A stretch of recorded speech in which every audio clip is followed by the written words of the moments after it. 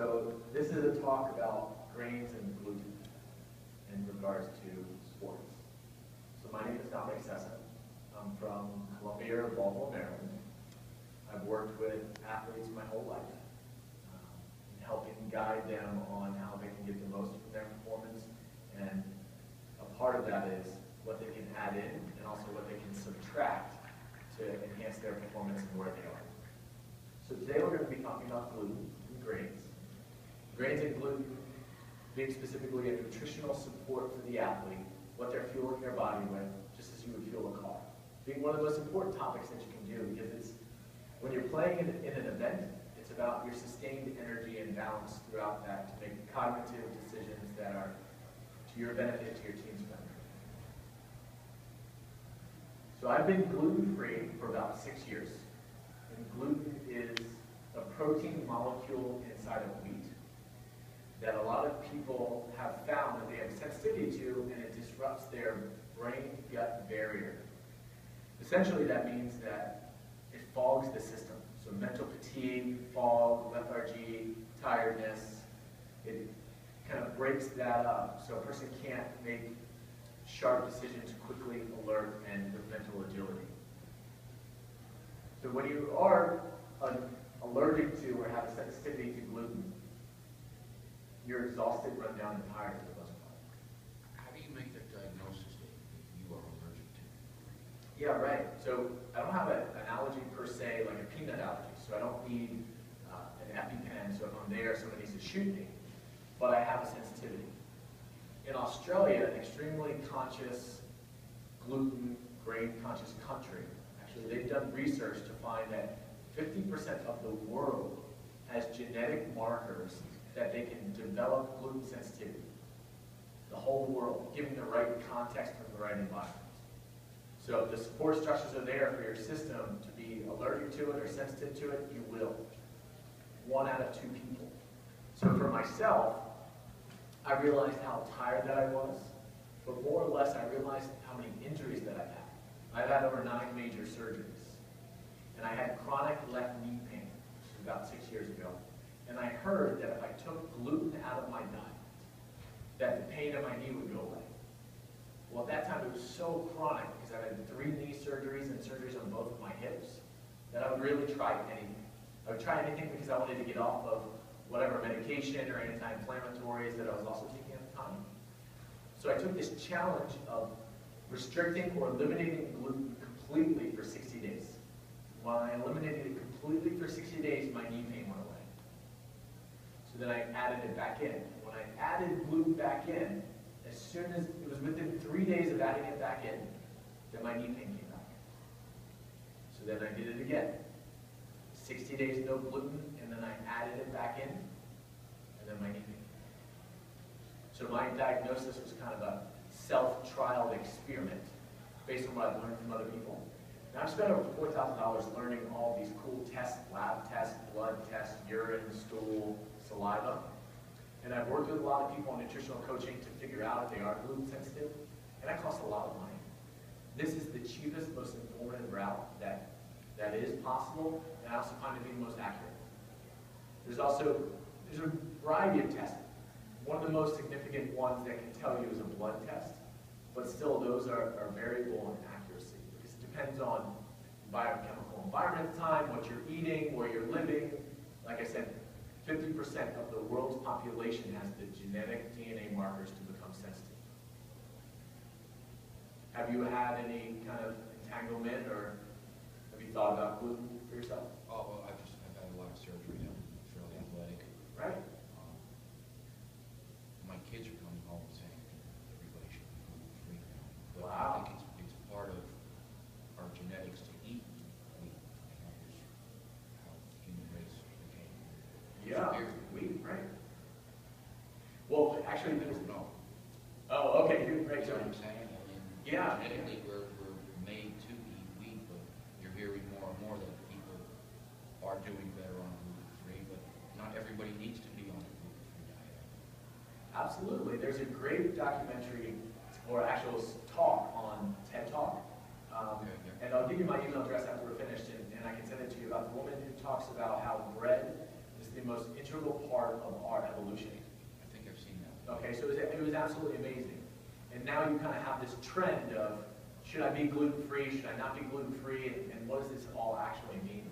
So we're going to kind of delve into that as we go through here, and I'll actually answer your questions pretty directly through this, because a lot of people's kids are coming home saying, the whole family should be gluten-free, and what does that even mean?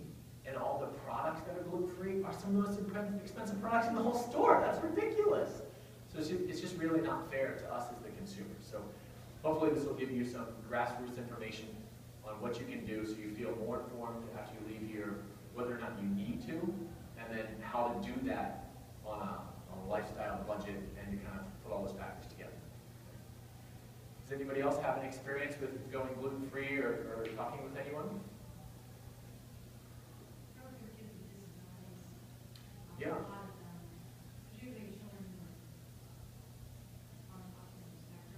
Right.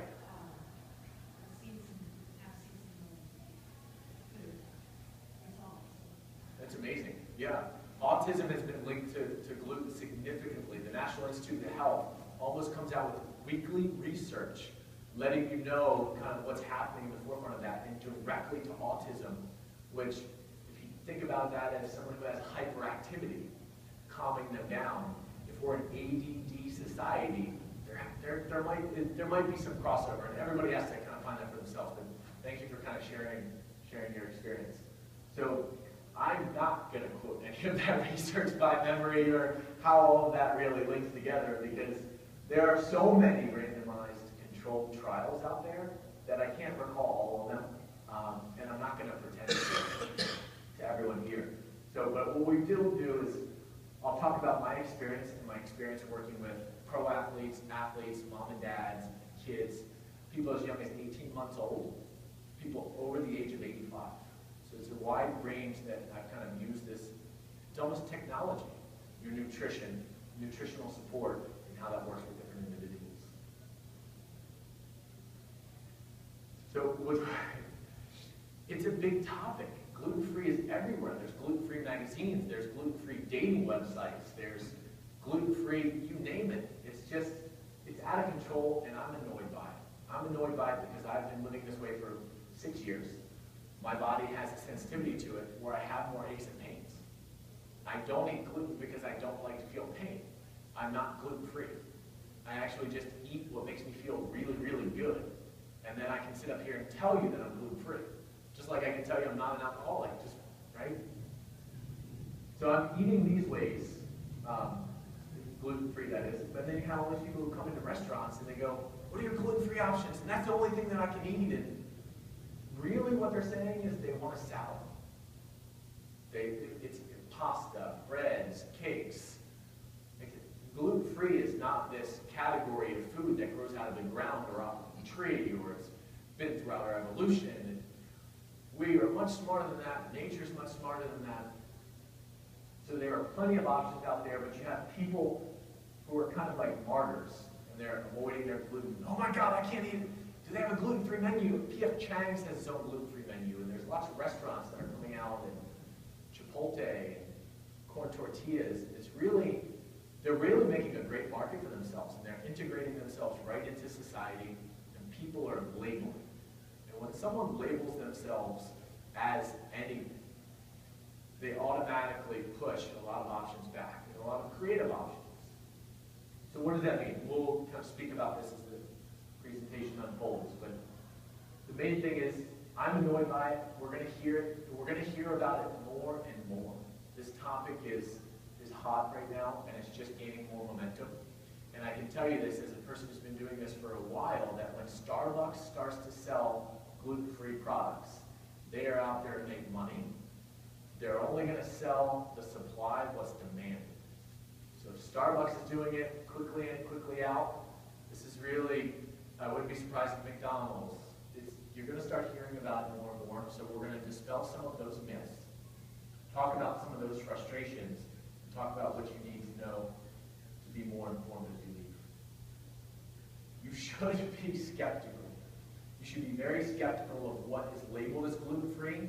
You should be skeptical of any research that comes out saying that you should or should not do something. But one of the most important questions is, why should you be skeptical? Well, we've been sold a lot of diets. There have been diets in the past where people thought all they had to do was drink milk. There are Atkins diets. One of the biggest one that wreaked havoc in America was the fat-free fat. That really took off. People gained so much momentum by this because they were tricked to think that if I ate this fat, I'd grow fat in my belly. That is preposterous. That just doesn't work out that way. So we've almost developed this repulsion for when there's a fad or there's a movement with nutrition or lifestyle to push back. Well, that can't tell me, let me know how this actually works before I'm doing anything. And we should inquire. We should inquire intelligently. Okay, how's this applicable? How can I use this? How can I do this on my own? Let me check myself before I just follow around with everyone. And people start ordering at restaurants, and it feels like just yesterday or a blink of an eye, we just heard about this topic. But throughout our evolution, bread has been so integral. So how can we go from integrating bread and famine and feast and in the early 1900s here in America, in the US, right? Bread, people would have killed for bread, and now all of a sudden we can't have it. So that's not the case, and there's different types of grains that you could have if you really wanted to that don't have gluten in it. So there's a lot more options than kind of what the mass media or what's in the magazine or what people are really saying. So let's kind of look into some of that. It gets hated on, and it gets hated on pretty good. I'm hating on it. So does anyone know who this man is here on the left-hand side? He's pretty famous. He has one of those wristbands on, so he's probably in a racket sport. The sweat wiped away from your head. It's Nokovic. Okay? I hope that's it. Novak. It's Novak. He's ranked number 2 in the world. So we know Roddick, I think, is the major hero from here in America, and Federer, Nadal. Well, he's actually from Serbia.